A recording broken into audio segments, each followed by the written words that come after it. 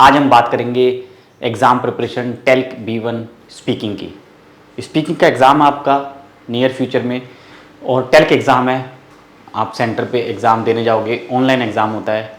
इस पे मैंने और भी वीडियोस बनाई है। टेल्क एग्ज़ाम ऑनलाइन होता है और शाइबन पे, लेज़न पे, यदि आपको देखनी है तो वीडियोस देख सकते हो B1 की प्लेलिस्ट में। आज हम बात करेंगे एक्सप्रेशन की। कुछ क्राइटेरिया होते हैं आपको ध्यान रखना है स्पीकिंग एग्ज़ाम में। जब भी आप स्पीकिंग की तैयारी कर रहे हो टेल्क एग्ज़ाम के लिए, उसमें कुछ क्राइटेरिया होती है। आपको उन चीज़ों पे ध्यान देना है कि आपकी से वो गलतियाँ ना हो।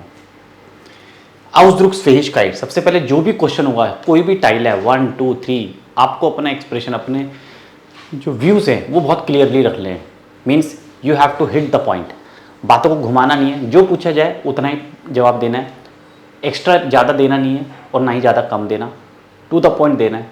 क्योंकि टाइम लिमिट है, टाइम लिमिट है, टाइम को क्रॉस नहीं करना है, और जो टाइम गिवन है उससे कम भी नहीं बोलना है, और जितना पूछा जाए उतना ही बोलना है। तो आपकी कैपेबिलिटी ये होनी चाहिए कि आपको जितना पूछा है टू द पॉइंट, और एक्सप्रेशन, कम्युनिकेशन आपका सही होना चाहिए, जिसमें आपका आउस्प्राखे भी आता है।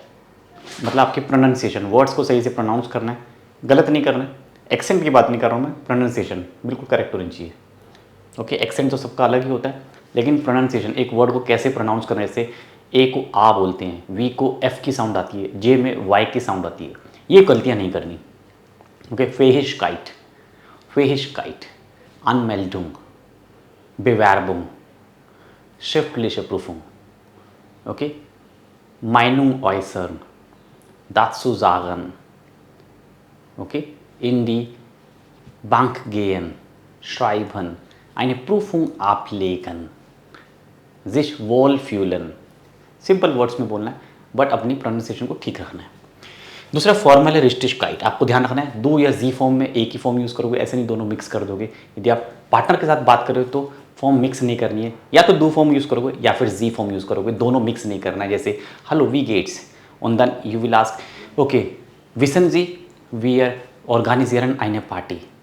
पहले सेंटेंस पे आपने बोला वी गेट एस डियर, और सेकंड में बोला विसन जी, that is wrong, that is wrong. ये आपको ध्यान रखना है, ऐसे मिक्स नहीं करनी है।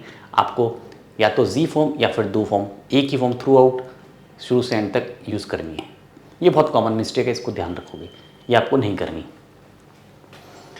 देन Aufgabenbewältigung, Aufgabe को ध्यान से पढ़ोगे, उसमें क्या पूछा गया, उसको सही से पढ़ोगे, समझोगे उसमें क्या करना है।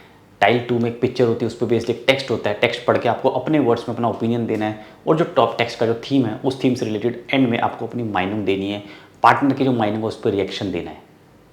टाइल 2 बहुत इंपॉर्टेंट है, अपनी माइनिंग देनी है, और पार्टनर ने यदि आपसे कुछ पूछा है तो उस पर रिएक्ट करना है। You have to give answer, you have to reply to your partner. और जब पार्टनर का टर्न होगा तो आपको उससे पूछना है, you have to ask your partner. दोनों चीज़ें इंपॉर्टेंट है, सवाल और जवाब देना, दोनों के नंबर है। ठीक है, तो इन चीज़ों का बिल्कुल ध्यान रखोगे, आप इसमें गलती नहीं करोगे। ठीक है, तो मैंने जैसे बोला आउसद्रुक में sprachliche Vielfalt, जब आप बोल रहे हो, कम्युनिकेशन कर रहे हो, तो आप किस तरह से आप ग्रामर यूज़ कर रहे हो, कौन कौन से कंजंक्शंस यूज़ कर रहे हो, ठीक है, वेरिएशंस यूज़ कर रहे हो, या हमेशा सेंटेंस इश से, okay ich bin nach Pune gefahren, ich hatte viel Spaß in Pune, ich war im Hotel, इश, ये सेंटेंस मोनोटोन हो जाता है, ऐसे नहीं बोलना है, आपको वेरिएशंस लाने हैं। Ich bin letzte Woche nach Pune gefahren, in Pune hatte ich viel Spaß mit meiner Familie.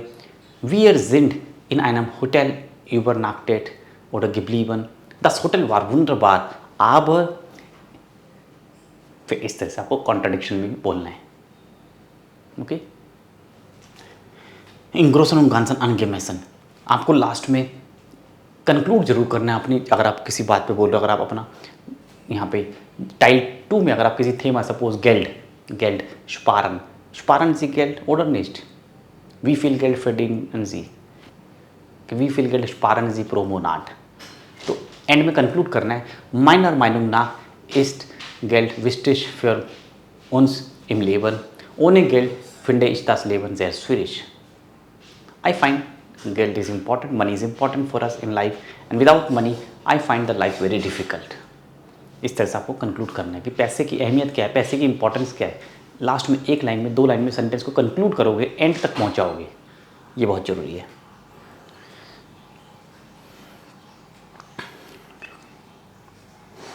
ठीक है। और Aufgaben bewältigung की मैंने बात करी तो उसमें फ्लूसिशकाइट बेवेटेड वेटन क्या चेक किया थी? फ्लूसिशकाइट, फ्लुएंसी। आप फ्लुएंसी ऑर्डर में बोल रहे हो, आपने एक सेंटेंस बोला माइनर माइनम नाक, फिर आप रुक गए, एक लंबा पॉज ले लिया आपने। सेंटेंस को फ्रेम करो एक सिस्टमेटिकली, एक प्रॉपर कंटिन्यूटी के साथ बोलो, या तो स्लो बोलो या बिल्कुल स्पीड में। तो एक रिदम, एक स्पीड एक प्रॉपर मेंटेन करो। माइनर माइनम नाक म्यूस्टे इज जागर, ओके, वी फिंडन जी माइने माइनो, ओके, स्टीमन जी मियर सू ऑर्डर हाबन जी आइने आंदरे माइनो। एक पेस लेके चलना है, एक रिदम, एक मोमेंटम लेके चलना है सेंटेंसेस का। ऐसे नहीं कहीं पे बहुत ज़्यादा सोचने लगे, कहीं बहुत ज़्यादा गैप दिया और कहीं पे बहुत जल्दी फटाफट बोल रहे हो, तो दैट इज़ फ्लूसिशकाइट। फ्लुएंसी आपको मेंटेन रखनी है, एक प्रॉपर एक मोमेंटम में बोलना है। फरवेंडुम फॉर स्ट्रैटेजी, एक स्ट्रैटेजी फॉलो करनी बहुत ज़रूरी होती है। ठीक है, जैसे डिस्कोर्स स्ट्रैटेजी उन फॉल्स एरफोर्डर लिस्ट, जहाँ पे जरूरत हो, जहाँ पे रिक्वायरमेंट हो, उस तरह से आप देखोगे आपका पार्टनर प्रॉम्प्ट रिप्लाई कर रहा है, फटाफट आपको जवाब दे रहा है, तो उसके अकॉर्डिंग आप भी अपना क्वेश्चन तैयार रखोगे, है ना। ऐसे नहीं किसी क्वेश्चन में आपने ज़्यादा सोच लिया तो टाइम का ध्यान रखना, सोचोगे ज़्यादा तो क्या हुआ, टाइम आपका वेस्ट होगा, टाइम बहुत लिमिटेड होता है। ठीक है, फुल एंगेमेशन 7 पॉइंट्स मिलेंगे, 5 पॉइंट, 3 पॉइंट और 0 पॉइंट। देखो डुश के निस्ट आउसराइशेंट, अगर आपने प्रॉपर तरीके से नहीं बोला, किसी भी बात को अच्छे से नहीं समझा, एक्सप्लेन नहीं किया, जो पूछा गया उसका जवाब नहीं आया टू द पॉइंट, तो आपको मिलेगा 0 नंबर। स्पीकिंग में 0 भी आता है। काउंट नो एक्सेप्टेबल, इस तरह का आंसर हो जो बिल्कुल ही एकदम आउट ऑफ वे जा रहा है, टॉपिक कुछ है, आप कुछ और ही बोल रहे हो, तो ठीक है। काउंट मतलब हार्डली एक्सेप्टेबल है, थोड़ा बोला आपने तो इसलिए 3 नंबर मिल जाएंगे, ज़्यादा नहीं मिलेंगे। इमग्रोसन गांजन अनगिमेसन, मतलब आपको एग्जामिनर को लगा कि ठीक है एवरेज है, कोशिश तो करिए, एफर्ट्स डालें, 5 मार्क्स।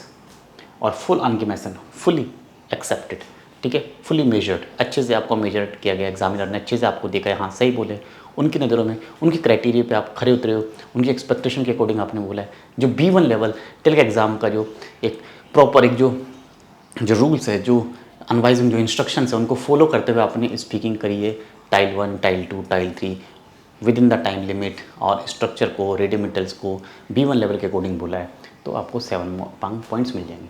इस तरह से क्राइटेरिया यहाँ पे गिवन होते हैं। मॉडल टेस्ट पेपर में आप जाओगे तो आपको इस तरह से क्राइटेरिया जरूर दिए होते हैं, ठीक है। मिस्टेक्स की बात देखो, काइने ऑर्डर नोअर जेयर फेराइन सेल्टन फेलर, काइने मतलब कोई मिस्टेक नहीं करी आपने, या बिल्कुल इग्नोरेबल, नेग्लिजिबल, एक आध मिस्टेक तो सबसे हो ही जाती है, तो भी आपको 7 पॉइंट्स मिल जाएंगे।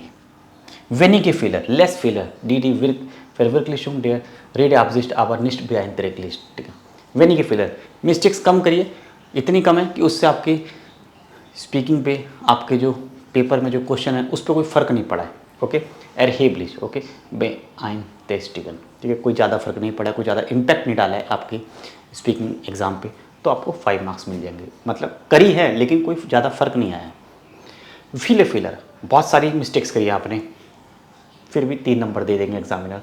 और जो फीले फेलर दास फर्स्ट निस्ट में एनमेबलिश, इतनी मिस्टेक कर दी कि अंडरस्टैंडिंग ही नहीं डेवलप हो पा रही है, समझ ही नहीं पा रहे कि आप क्या बोलना चाह रहे हो, अंडरस्टैंडिंग बिल्कुल भी नहीं बन रही है, 0। फेलर की भी एक लिमिट होती है, मिस्टेक्स की भी एक लिमिट होती है, आप कितनी मिस्टेक कर रहे हो, थोड़ी बहुत तो ठीक है अंडरस्टैंडेबल है, थोड़ी कम उसके अकॉर्डिंग, बिल्कुल कम तो जितनी मिस्टेक कम उतने पॉइंट जाता, और मिस्टेक बहुत ज़्यादा होगी एंड में, इतनी ज़्यादा मिस्टेक कर दी कि कुछ समझ ही नहीं आ रहा है क्या आप बोलना चाह रहे हो, तो 0 नंबर भी मिलेगा। और यहाँ पे फिर आउस्प्राख आपकी प्रोनाउंसिएशन के, ठीक है, 4, 2, 1 और 0। काइने वेसेंटलेशन अब वाइशुंगन फोन द गेस्प्रोकन स्टैंडर्ड स्प्राख, ठीक है, बिल्कुल जैसे स्पीकिंग होनी चाहिए, एक प्रॉपर फॉर्म है, जर्मन बोलने का एक तरीका है, उस तरीके से आप बोल रहे हो, एक्सेंट की बात नहीं कर रहा हूँ, एक तरीके से बोल रहे हो आप, समझ आ रहा है, 4 नंबर। अब वाइशुंगन फोन गेस्प्रोकन स्टैंडर्ड स्प्राख डी आवर डी फेस्टेनलिश काइटनिस्ट बेन इंग्लिश, 2 नंबर, ठीक है। अंडरस्टैंडिंग में कोई फ़र्क नहीं आ रहा है, बट हाँ थोड़ी बहुत आपकी स्प्राख, आपकी टोन में, आपके बोलने के लिहाज में थोड़ा अंतर है, लग नहीं रहा है कि आप जर्मन बोल रहे हो। कई बार होता है ना, इस तरह से बोलते हैं, हमें लगता है कि सुनने वालों को कि जर्मन बोल रहे हैं, बट आप बोल जर्मन रहे हो, होता है ना, अलग अलग लोग अलग अलग तरीके से बोलते हैं, बिल्कुल सही बोल रहे हैं, लेकिन उच्चारण प्रोनाउंसिएशन बहुत अजीब सी, बहुत ध्यान से सुनना पड़ता है ना, तो वहाँ पे आपको 2 नंबर मिल जाएंगे। और स्टार करें अपवाश में बहुत ज़्यादा डिस्टर्बेंस है, बहुत ज़्यादा प्रॉब्लम है, ठीक है, कि फेस्टेडनेस एरश्वेरन, अंडरस्टैंडिंग में डिफ़िकल्टी हो रही है, ठीक है, zum Beispiel erhöhte Konzentration erfordern, बहुत ज़्यादा कॉन्सेंट्रेशन से सुनना पड़ रहा है, ओके, बहुत ज़्यादा कॉन्सेंट्रेशन लगानी पड़ रही है, तो 1 नंबर मिल जाएगा। और स्टार क्या वैश्यू बहुत ज़्यादा कमी है, बोलने में गलतियाँ हैं, अंडरस्टैंडिंग नहीं बन रही है, तो 0 नंबर दिया जाएगा। तो ये क्राइटेरिया आप ज़रूर पढ़ लेना, मॉडल टेस्ट पेपर में इस तरह की क्राइटेरिया दी होती है कि आपको स्पीकिंग एग्जाम में कैसे बोलना है, किन चीज़ों का ध्यान रखना है। चलिए, thank you so much, keep watching, keep learning, आगे पढ़ते रहो, all the best, bye bye.